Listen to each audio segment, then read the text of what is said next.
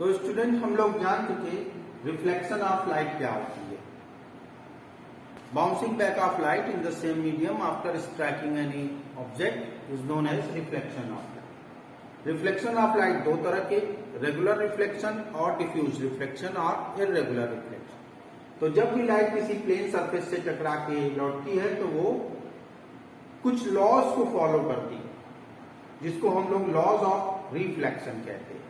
तो यहां पे हम लोग एग्जांपल प्लेन मिरर का ही लेते हैं। जैसे ये प्लेन मिरर है, तो इससे लाइट अगर टकरा के लौटती है तो इसको हम लोग देख सकते हैं कि एंगल बदलने पे ये लाइट दूसरी जगह भी जा रही है, एंगल बदलने पे ये शिफ्ट भी हो रही है। तो अगर प्लेन मिरर है तो इससे लाइट रिफ्लेक्ट तो हो रही है, बट एंगल बदलने पर ये डिस्प्लेस भी हो रहा। तो यहाँ पे हम लोग कुछ टर्म्स जानते हैं जिससे हम लोग रिफ्लेक्शन ऑफ लाइट और लॉज ऑफ रिफ्लेक्शन को एक्सप्लेन कर सकते हैं।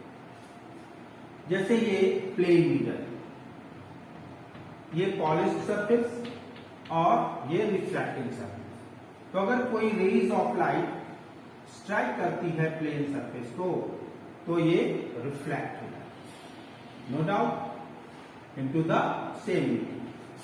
तो जो लाइट आ रही है और एक स्ट्राइक कर रही है तो इसको हम इंसिडेंट रे कहते हैं।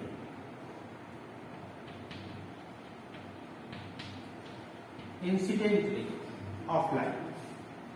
You may suppose PO is the incident ray and OQ is the reflected ray.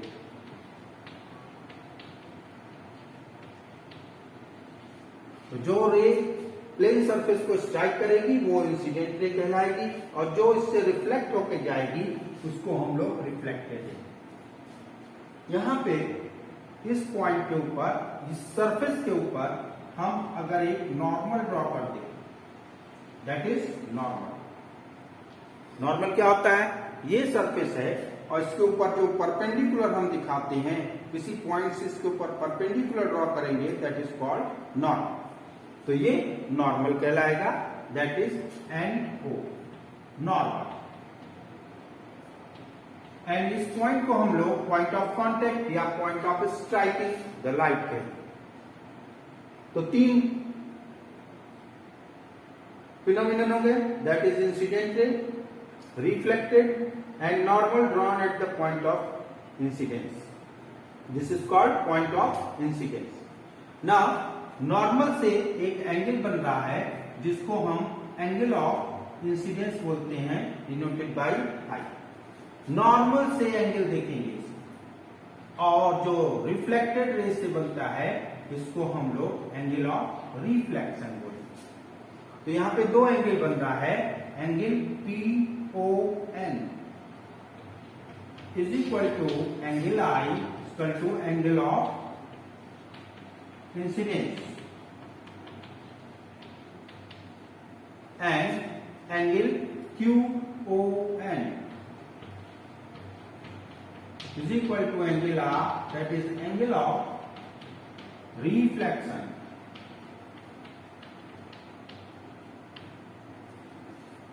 तो लॉस ऑफ रिफ्लेक्शन में पहला लॉ कहता है the angle of incidence must be equal to angle of reflection. First law. So what is, according to first law of reflection, the angle of incidence equals to angle of reflection. जिस angle पर light टकराएगी उसी angle से reflect हो जाएगी, और angle हमेशा हम normal से देखें। ये टोटल एंगल नॉर्मल से सरफेस के ऊपर ये 90 डिग्री का एंगल बनता है। तो ये बचा हुआ एंगल जो होगा ये होगा 90 माइनस I, और ये बचा हुआ एंगल जो होगा वो होगा 90 माइनस R। और ज्योमेट्री से ये दोनों एंगल भी इक्वल ही होंगे क्योंकि ये दोनों एंगल इक्वल हैं। तो जिस एंगल पे लाइट स्ट्राइक करती है उसी एंगल से रिफ्लेक्ट कर जाती है। तो what is first law? That is angle of incidence must be equal to angle of reflection. And second law होता है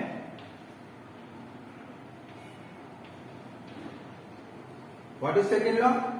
The incident ray, the reflected ray and the normal drawn at the point of contact or incidence meet at a point or lie in the same plane.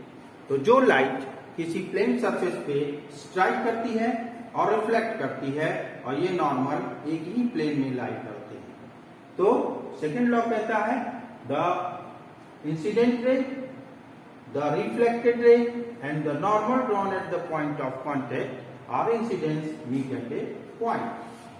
According to second law, incident ray, reflected ray,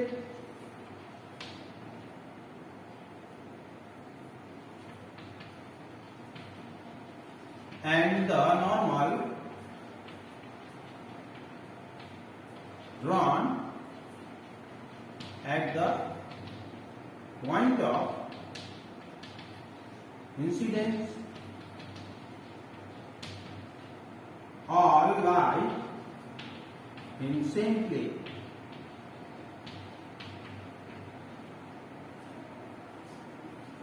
Reflected ray, incident ray, reflected ray and normal drawn at the point of incident all lie in the same plane. तो दो laws of reflection होते हैं. Angle of incidence must be equal to the angle of reflection and all the three rays, that is incident ray, reflected ray and the normal drawn at the point of incidence all lie in the same. तो ये दो laws, law of conservation of energy को भी बताते हैं.